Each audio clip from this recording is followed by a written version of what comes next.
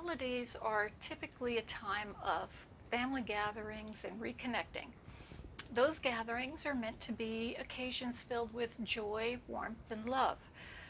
But for some people, as the time of the gathering nears, so does their sense of dread.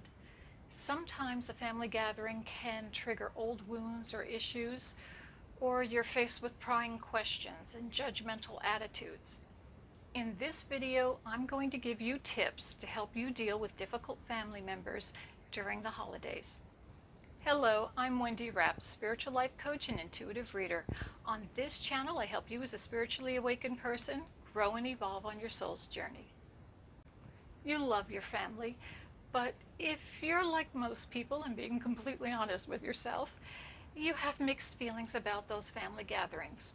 Whether it's a sibling, a cousin, an aunt, or an uncle, you know that one person's going to be in attendance. That one person who knows how to push your buttons will be there, and you're dreading it. Just keep in mind there's nothing you can do to change somebody else's behavior.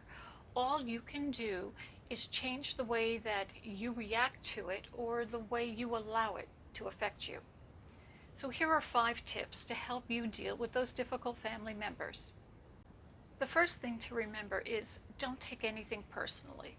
If somebody makes a rude, snide, judgmental comment about you, just remember they're really telling you more about themselves than they are about you.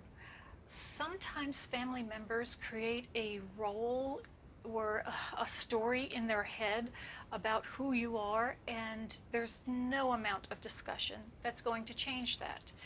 So don't engage. What they're hoping for is that you will engage them. Instead, simply smile, say nothing. You'll take the wind right out of their sails.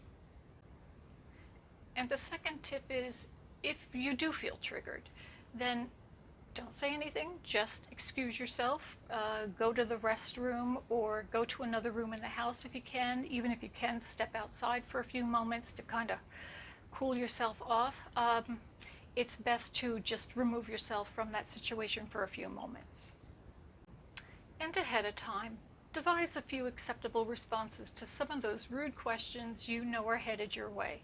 And make it a response that allows you to just give a simple answer and then deflect onto something else. Start talking about something else that's going on in the gathering, compliment the pie, compliment the dinner, somebody's sweater.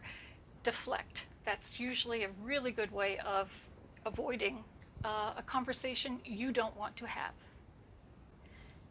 And before you arrive, it's good to ground yourself with Mother Earth and ask the divine to surround you in the white light. See it as a big white bubble around you of protection.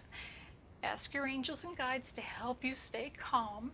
And it's sometimes good to carry something with you that feels like, a comfort or a safety for you, like a crystal or a charm with an angel or some comforting saying on it.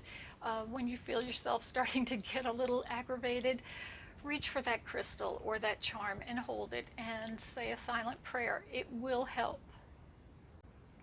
And maybe you can arrive early and strategize where you'll sit at the table. Try to keep yourself out of way of those who will rile you. Sit and feel protected by people you know you can feel safe and secure around. That does help. And if you really need to, strategize an early exit. You could have a friend give you a call. Oh, I got an emergency, gotta go. And you can make an early exit that way. So plan where you sit and, if necessary, an early excuse to leave. And make sure that whatever this excuse is for leaving early, that it's a plausible one. And remember, it is always going to be up to you to set the boundaries for the people in your life. And family or not, you have the right to protect your own emotional well-being. I hope those tips were helpful for you. Thank you so much for joining me here today. Hit the subscribe button. I upload a new video every Sunday, and I'd love to have you join me. If you have any questions or comments about this video or any other subject, leave it in the comment section below, because I'd love to hear from you, and I do answer those questions. If you'd like to connect with me on social media, the links are below in the description box. And as always, remember, You are a spark of the divine. Share your light with the world. Blessings.